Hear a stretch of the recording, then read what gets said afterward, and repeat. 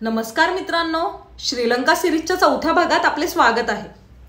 प्रत्येक देशात काही प्राचीन काळातील वास्तू मंदिरे असतात, परंतु या ठिकाणी प्राचीन काळातील संपूर्ण शहरच पाहता येते।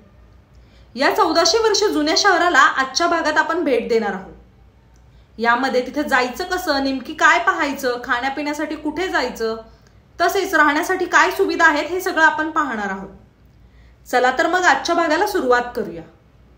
सुरुवातीला आपण या शहराविषयी थोडंसं जाणून घेऊया। पोलोनारुवा हे शहर देशाच्या मध्यभागी आहे। हे शहर 1400 वर्ष जुने असून पूर्वीच्या काळी एक श्रीमंत शहर म्हणून याची ओळख होती। आत्ताच्या काळात या शहराला 2 भागांमध्ये विभागले गेले आहे। ज्या ठिकाणी लोकवस्ती आहे असे न्यू टाउन आणि प्राचीन शहर असलेली रॉयल सिटी। साधारणतः 1017 मध्ये अनुराधापुरा येथील सिंहली साम्राज्य नष्ट करण्यात आले। त्यानंतर तेथील राजाने पोलोनारुवा या शहराला साम्राज्याची राजधानी करून येथे आपले साम्राज्य उभे केले। बरेचसे पर्यटक अनुराधापुरा, सिगिरिया आणि पोलोनारुवा असे त्रिकूट एकत्र फिरतात। आता आपण पाहूया या ठिकाणी नेमकी पोहोचायचं कसं। पोलोनारुवा हे शहर सिगिरियापासून जवळपास 60 किलोमीटरवर आहे। या ठिकाणी आपण टुकटुक, बाईक किंवा कारने येऊ शकतो। तसेच दंबुलावरून बस देखील आहे। जवळपास 1 तासाच्या प्रवासानंतर आपण पोलोनारुवा येथे पोहोचतो।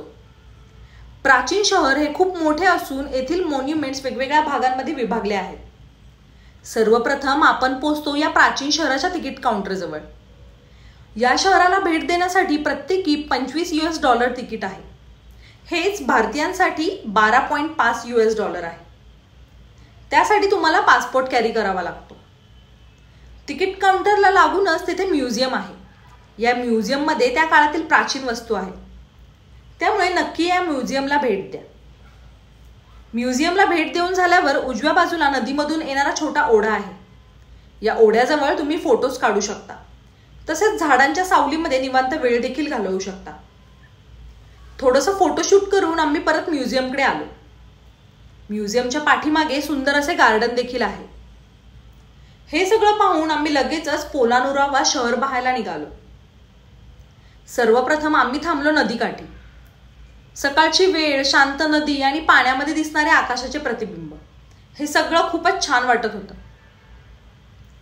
म्युझियमच्या पाठीमागे निस्सानका मल्ला राजाचा पॅलेस आहे। पूर्वी या ठिकाणी 2 मजली राजवाडा होता असे म्हटले जाते, परंतु सध्या तिथे फक्त या राजवाड्याला सपोर्ट देणारे 8 पिलर्स शिल्लक आहेत। त्यानंतर आम्ही गेलो पोर्टगुल विहार पाहण्यासाठी। या ठिकाणी खूप मोठी लायब्ररी होती असे म्हटले जाते। पोर्टगुल म्हणजे पुस्तक ठेवण्याची जागा।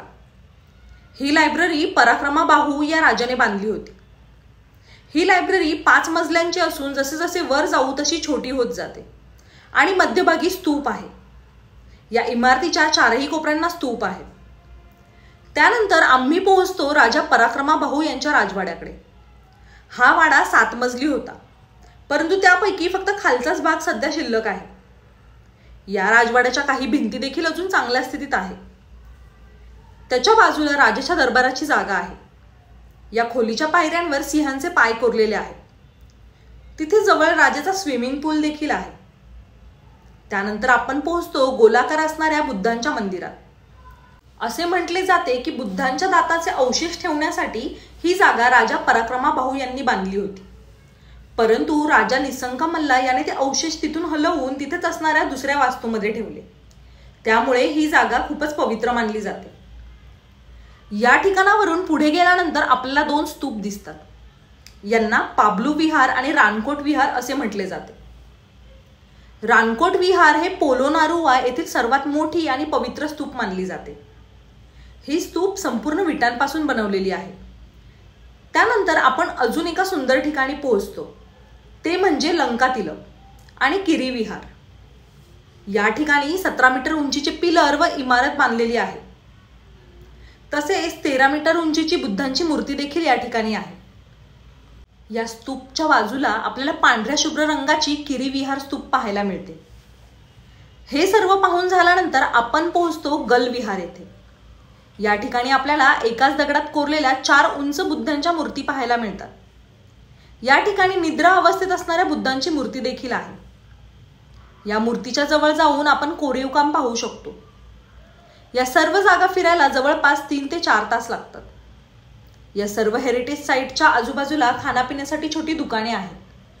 तसेच मुख्य रस्त्यावर रेस्टॉरंट आहेत. राहण्यासाठी पोलोनारुवा येथे हॉटेल्स आहेत. परंतु बरेच पर्यटक सिगिरियामध्ये राहून पोलोनारुवाची 1 दिवसाची ट्रिप करतात. पोलोनारुवाच्या ट्रिपसाठी कोणतीही मदत लागली तर तुम्ही कमेंट्समध्ये विचारू शकता. व्हिडिओ आवडला असेल तर नक्की लाईक करा आणि चॅनलला देखील सबस्क्राईब करा. लवकरच भेटू श्रीलंकेच्या नवीन भागात.